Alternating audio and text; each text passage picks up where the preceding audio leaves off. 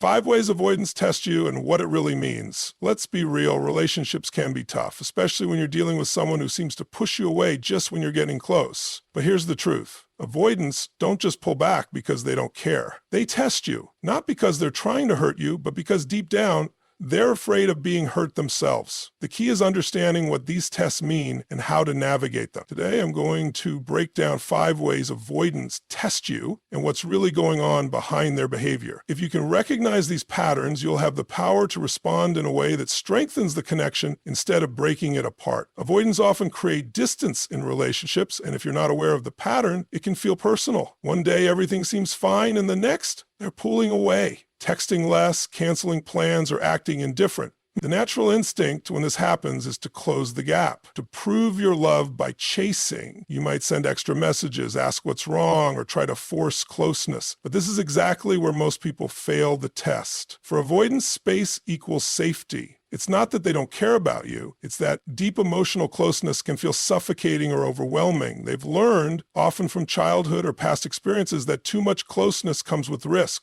Maybe they had caregivers who were inconsistent or relationships where they felt smothered. Over time, they developed the belief that relying on others leads to disappointment or a loss of independence. So when they start feeling too close, their reflex is to create distance. It's a subconscious test. They want to see, will you respect their need for space, or will you chase and reinforce their fear of being consumed? If you chase, they feel confirmed in their belief that relationships threaten their autonomy. They may retreat even further, leading to an exhausting push-pull cycle. The key here is to do the opposite of what your instincts might tell you. Instead of trying to fix the distance, lean back. If they take a step away, don't immediately step forward. Show them that their need for space isn't a threat to the relationship. When they see that you're not trying to control them, they start to feel safe. Paradoxically, this safety is what makes them want to come closer. This doesn't mean you should ignore them or play manipulative games. It means being secure enough in yourself to allow them their breathing room without panicking. If they stop texting as much, don't flood them with messages. If they cancel plans, don't beg for another date immediately. Instead, focus on yourself. Engage in your own interests, maintain your own life. When you do this, you send the message, I care about you, but I also respect myself. That kind of energy is powerful. Avoidants don't want a partner who demands closeness. They want a partner who is confident in their presence and absence. When they realize that you can handle their space without falling apart, they start to trust. That trust is the foundation of emotional intimacy for them. Many people make the mistake of thinking distance means disinterest, but for avoidance, it's often the opposite. When they start testing the relationship by pulling back, it's a sign that they feel something real, but are afraid of losing themselves in it. By responding with calm confidence instead of desperation, you show them that connection doesn't have to come at the cost of freedom. When they see that, they begin to let their guard down. Avoidants often have a complicated relationship with emotions. They might act indifferent, brush off affection, or make it seem like they don't need emotional connection. This can be confusing, especially if you're someone who expresses love openly. You might wonder, do they even care? But the truth is, their detachment isn't a lack of feeling, it's a defense mechanism. Avoidants have learned, often from early experiences, that emotions are risky. Maybe they grew up in an environment where expressing feelings led to rejection, criticism, or even punishment. Or perhaps they were in past relationships where being vulnerable resulted in pain. Over time, they developed the belief that emotions are burdensome, something to be controlled or avoided rather than embraced. Because of this, they instinctively downplay their feelings. They might act as if they don't need love or claim that deep connections aren't important to them. But what they're really doing is testing. They want to see how you will react. Will you accept their emotional distance and respect their pace, or will you push and try to break through their walls? Most people instinctively try to fix the situation. They overcompensate, giving more love, trying harder, offering constant reassurance. But this only reinforces the avoidance fear that emotions lead to pressure and obligation. The key is to do the opposite. Instead of pushing harder, you need to hold steady. When an avoidant downplays their feelings, don't rush to convince them otherwise. Don't try to extract emotions from them or force them into deep conversations they aren't ready for. Instead, show them that you are emotionally secure on your own. When you remain calm, steady, and unshaken by their emotional distance, you create a safe space for them to open up at their own pace. This doesn't mean ignoring them or withholding your own emotions. It simply means demonstrating that you don't need them to express love in a specific way to feel secure in the relationship. You show them that emotions don't have to be overwhelming, dramatic, or high stakes. Love can exist without pressure. One of the most powerful things you can do is model emotional stability. If they seem cold or distant, don't react with insecurity or panic. Instead, continue being warm and present without demanding anything in return. Over time, they will start to trust that your emotions aren't a threat. They will see that they can engage at their own pace without feeling trapped or obligated. It's a slow process, but one that can lead to deep, meaningful connection. When an avoidant realizes that their emotions are safe with you, that they won't be met with pressure, judgment, or control, they start to let their guard down. They learn that love doesn't have to mean losing themselves. And in that space, real intimacy can finally begin to grow. Avoidants have a deep-seated fear of abandonment, but they handle it in a way that seems completely contradictory. They push people away first. It's not because they don't care, but because they've learned that relationships can be unpredictable and painful. Deep down,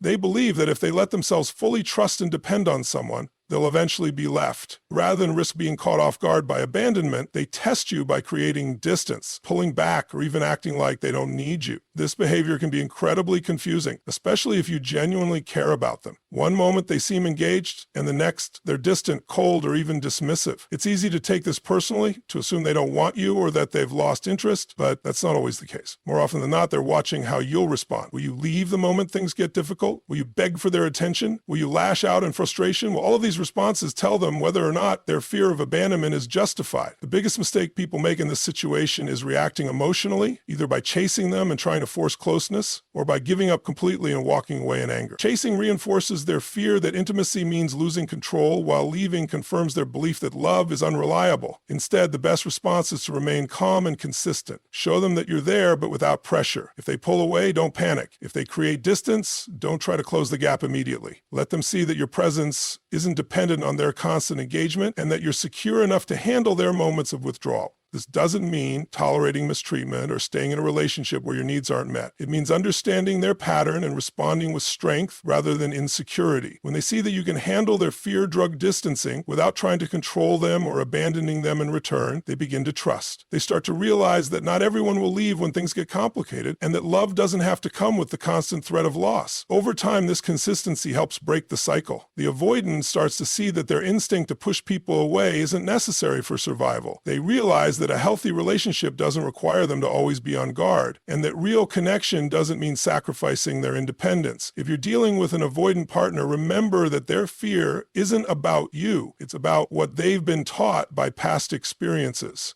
Your role isn't to fix them or prove your worth, but to show them through your actions that emotional closeness doesn't have to come with fear. When they learn that you're not going to run at the first sign of difficulty, and that you're not going to suffocate them either, they can finally start to let their walls come down. Avoidants often use criticism as a tool to create distance in relationships. This can be one of the most frustrating aspects of being close to them because it can feel like nothing you do is ever good enough. One moment everything seems fine, and the next they're nitpicking your words, your habits, or even small, insignificant things like the way you laugh or how you load the dishwasher. It might seem like they're just being difficult or overly particular, but in reality, this behavior is rooted in fear. For avoidance, intimacy feels risky. The closer they get to someone, the more vulnerable they become. Deep down, they fear losing their independence, being hurt, or feeling trapped in a relationship that demands more from them than they are willing or able to give. Because of these fears, they create barriers while subconsciously ways to keep emotional distance while still maintaining the relationship. Criticism is one of their go-to strategies. By focusing on what's wrong with you, they give themselves a reason to hold back emotionally. If they convince themselves that you're not the right partner, that you're too much in some way or not enough in another, then they can justify keeping their guard up. It's a defense mechanism, not an attack on you personally. They aren't consciously trying to push you away,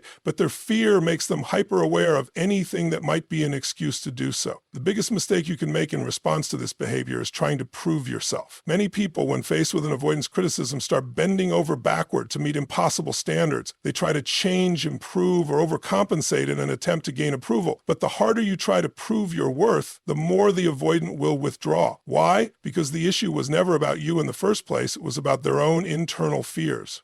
Instead of reacting with defensiveness or trying to fix yourself to meet their expectations, the best response is calm confidence. Don't argue back.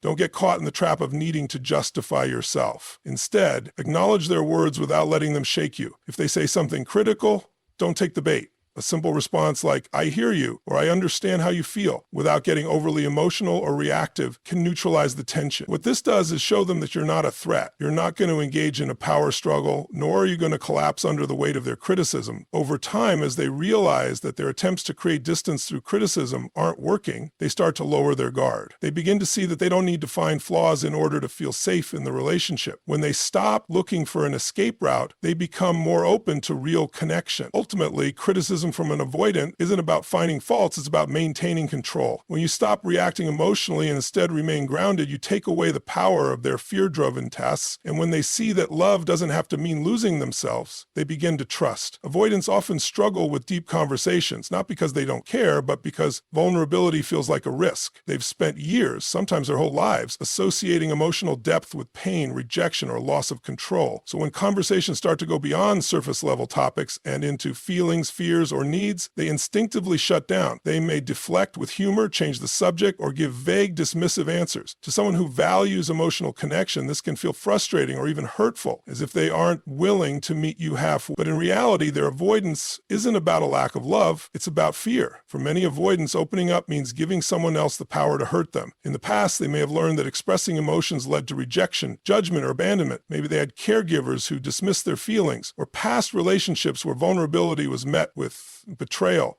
Over time, they developed the belief that the safest way to protect themselves is to avoid deep emotional engagement altogether. So when a situation arises where they're expected to express themselves, their instinct is to retreat. The mistake many people make in response is pushing harder. If an avoidant dodges a meaningful conversation, their partner may insist, pressure, or demand answers. They may feel the need to get everything out in the open right away, thinking that if they just explain their feelings clearly enough, the avoidant will finally open up. But this approach often backfires. Avoidants don't respond well to pressure. The more they feel forced to talk, the more they will withdraw, reinforcing their belief that deep conversations are uncomfortable and even dangerous. Instead of pressuring them, the key is to create a space where vulnerability feels safe rather than forced. This means showing them over time that they can open up without fear of judgment or emotional overwhelm. One way to do this is by leading with your own emotional stability. Share your thoughts and feelings in a way that is calm and matter-of-fact without expecting immediate reciprocity. Avoid saying things like, why don't you ever tell me how you feel? Or, I need you to open up right now. Instead, offer vulnerability without demanding it in return. Patience is crucial. An avoidant might not respond to deep conversations in the moment, but they often reflect on them later. Sometimes they need time to process their emotions before they feel comfortable sharing. If they see that you respect their need for space, rather than pushing them to engage immediately, they'll start to let their guard down on their own terms. Over time, as they experience conversations where emotions are discussed without pressure or high-stakes expectations, they begin to trust the process. They start to see that vulnerability doesn't have to mean losing themselves or being hurt. And when they finally do open up, it's because they feel safe, not because they were forced into it. That's when real connection can begin to grow. Understanding the way avoidants test you is not about playing games or trying to win their love.